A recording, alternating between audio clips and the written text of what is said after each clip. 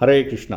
தெய்வத்திரு ஆச பக்திவேதாந்த சுவாமி ஸ்ரீல பிரபுபாதர் விரிவான பொருள் உரைகளுடன் அழிய ஸ்ரீமத் பாகவதம் காண்டம் 3 பகுதி 1 பராமரிப்பு அத்தியாயம் 5 மைத்ரேயருடனான விதுரரின் உரையாடல்கள் பதங்கள் 30, 31, 32.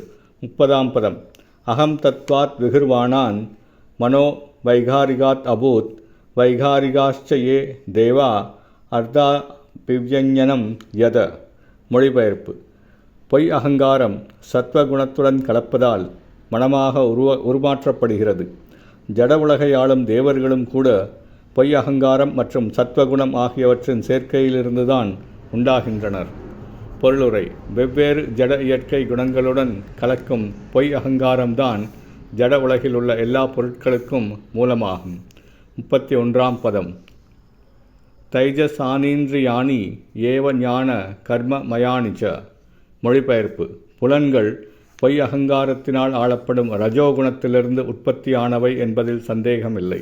எனவே ரஜோகுணத்தில் தத்வார்த்தமான கற்பனை அறிவும் பலன் கருதும் செயல்களும் ஆட்சி செலுத்துகின்றன.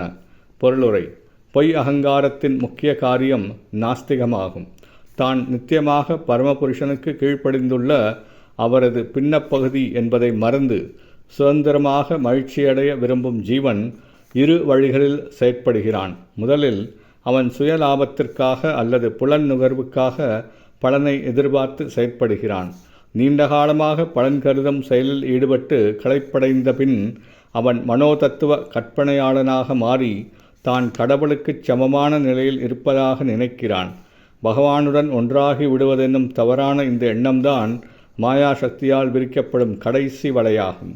இந்த மாயாசக்தி பொய் அகங்காரத்திற்குள் சிக்க வைத்து விடுகிறது.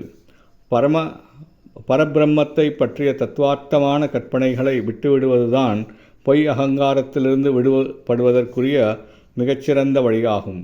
மனோ தத்துவ கற்பனைகளால் பரபிரம்மத்தை உணர முடியாதென்பதை உறுதியாக ஒருவன் அறிய வேண்டும். பரபிரம்மத்தை அல்லது பரமபுருஷ பகவானை பற்றி தகுதியுள்ள ஒரு அதிகாரியிடமிருந்து பணிவுடன் கேட்பதால் மட்டுமே அவரை உணர்த்தறிய முடியும்.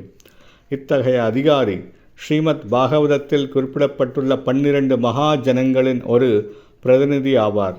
பகவானின் மாயா சக்தியை யாராலும் கடக்க முடியாது என்றாலும் மேற்கண்ட முறையால் அதை வென்றுவிட முடியும். இதை பகவத்கீதை உறுதி செய்கிறது. 32ஆம் பதம். தாமசோ பூத சூஷ்மாதிர் யத கம் லிங்கம் ஆத்மன. மொழிபெயர்ப்பு. ஆகாயம் ஓசையிலிருந்து உண்டாகிறது. ஓசை தீவிர அகங்காரத்திலிருந்து உருமாற்றம் பெறுகின்றது. அதாவது ஆகாயம் பரம ஆத்மாவின் ஒரு உருவ சின்னமாகும். பொருளுரை. வேத மந்திரங்களில் பின்வருமாறு கூறப்பட்டுள்ளது. ஏதஸ்மாத் ஆத்மன ஆகாச்ச சம்பூத. ஆகாயம் பரமாத்மாவின் உருவ சின்னமாகும்.